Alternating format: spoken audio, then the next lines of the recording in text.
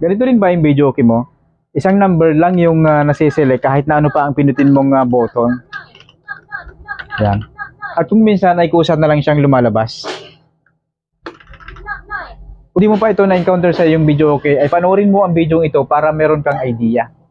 Ako nga pala ang inyong ka-video okay at gumagawa ako ng mga video tungkol sa video okay rental, repair, and maintenance. Okay, back to the topic.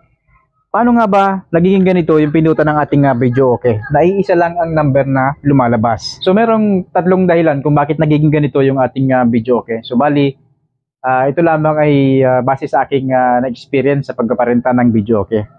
Unang-una ay yung micro switch niya ay na-dislocate. So ito yung button number 9, nagiging ganito na siya. Ito yung unang reason mga ka-video okay. So minsan nagiging ganito yung pagkalagay ng ating micro switch. Yan no. Medyo nakalubog siya. Kaya kahit anong pinutin natin dito ay ganun ang lumalabas kasi nakalubog na yung pindutan. At kung makikita nyo dito sa indicator, yan, umiilaw siya. Ang dahilan mga ka-video okay kung bakit nagiging ganito yung ating micro switch ay kung minsan pag tatanggal natin ng mic and songbook ay nasasabitan siya. So masabit itong micro switch. So paano naman natin naayusin kung ganun na nga? Ganyan. So tingnan nyo na lang yung micro switch dito sa ilalim. Yan. Kapag ganyan ng position niya, iangat nyo lang siya ng kaunti na katulad ditong mga pagkakalagay ng ibang switch. So babalik na siya sa dati. So paano naman mga ka-video okay kung halimbawa ay hindi naman ganito nakalubog yung switch pero meron pa ring number na lumalabas or kahit na anong pinutin mo na button ay isang number lang din ang lumalabas. So ang pangalawang reason mga ka-video okay dahil sa yung ating push button ay nalagyan ng anumang substance o kaya ay nabasa. So nangyayari yun mga ka-video okay lalo na kung maulan o kaya ay malapit sa or nasa resort o kaya naman ay habang ginagamit siya ay nalagyan siya ng or nabuhusan siya ng anumang substance. So ngayon susubukan natin kung ano magiging epekto kung sakali na mabuhusan dito ng tubig. So meron akong isang basong tubig dito ngayon mga ka-video okay. So susubukan natin ngayon kung ano ba ang magiging epekto sa ating pindutan ng video okay kung sakali na mabuhusan siya ng tubig. So gawin na natin.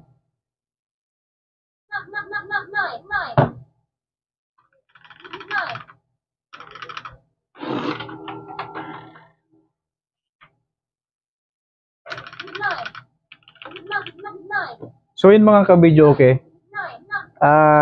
Nabuhusan na natin siya ng tubig at ganito yung naging epekto. Yan o.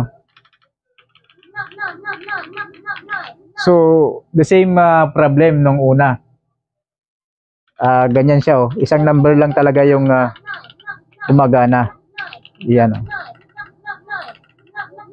At kung titingnan natin itong ating micro switch dito sa ilalim ay basa na siya. Ibig sabihin ay grounded na siya or shorted na siya.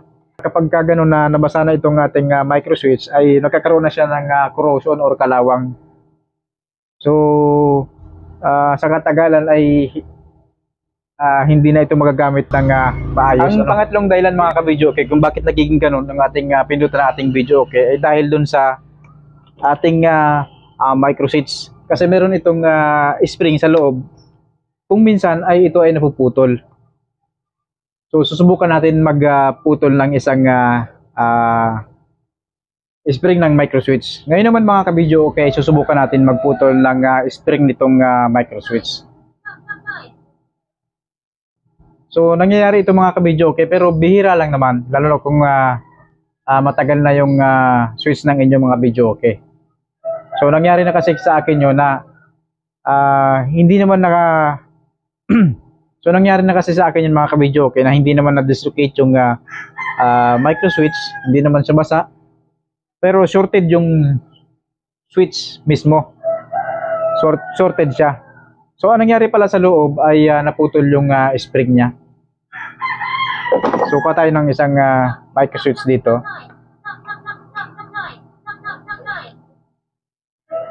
So ito pa yung yung nabasa kanina na number 9. Yan o.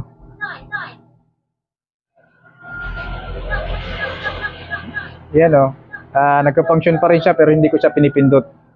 So ito yung nabasa kanina. Yan o. Yan.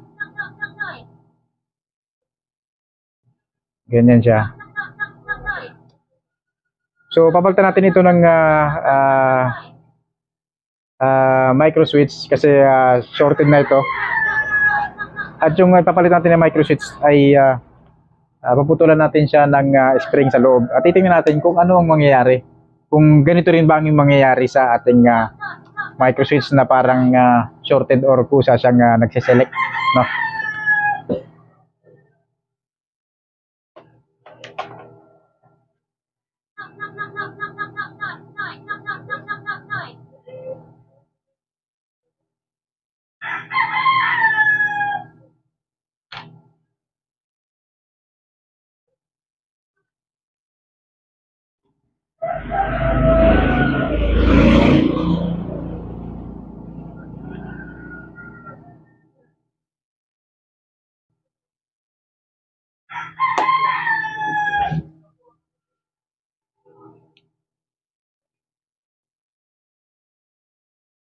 So bali ito yung micro switch mga kabidyo, okay? So papakita ko sa inyo yung loob niya. So sa pagbukas nito, ito nabubuksan ito. So kailangan nyo lang sikwitin lang kuko yung or gumamit kayo ng medyo manipis na bagay para matanggal itong takip na kulay blue. Yan o.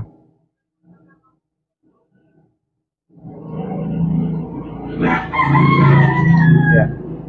So kung makikita nyo dito mga kabidyo, kaya meron siyang spring. Ganyan siya nagka-function. Yan. Ganyan siya. Meron siyang spring dito. Tapos ito yung contact niya, contact point niyan, dalawa. Dito, yan. So subukan natin ngayon na putulin yung spring.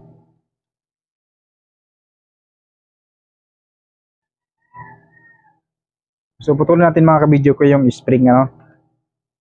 Yan.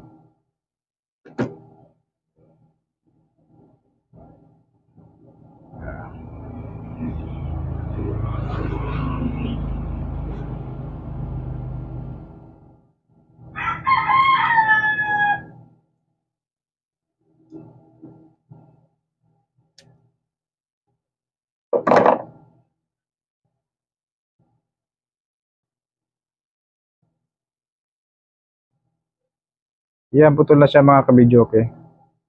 At ganito yung position niya. Yan o. Ganyan yung position niya. Yan. Tapos ibalik natin sa dati.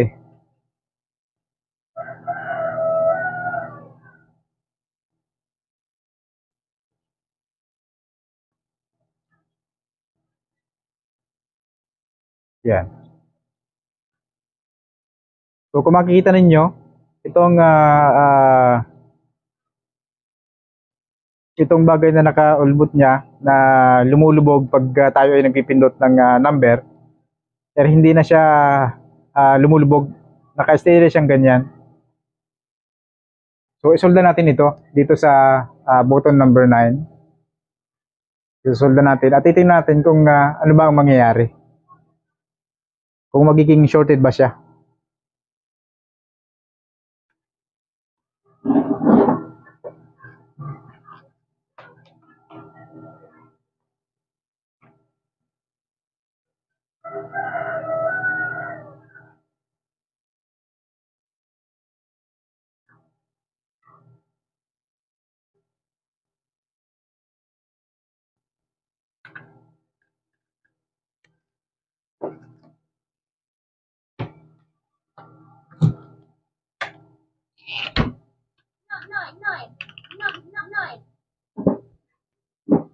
So yun mga kabidyo, okay, yung pinutol natin na micro switch ay dito sa button number 9.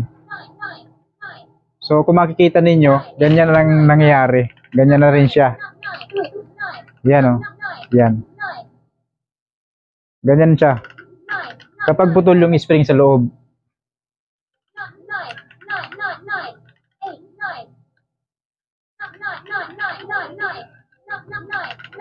Ganyan na siya mga kabidyo, okay, kapag putol yung spring sa loob. Shorted na rin siya. So ang remedyo dito ay palitan talaga ng microswitch na. Palit na. So hanggang dito na lang mga kabidyo, okay, yung ating video for today. So kung hindi ka pa nakasubscribe sa aking channel ay huwag mo na mong kalimutan na mag-subscribe at i-click mo na rin yung notification bell para updated ka sa mga videos na aking i-upload. At kung meron kang tanong tungkol doon sa ating mga video, ay mag-comment ka lang sa baba at kung gusto mong may shout out sa ating susunod na video ay mag-comment ka uli sa baba. Okay? Thank you.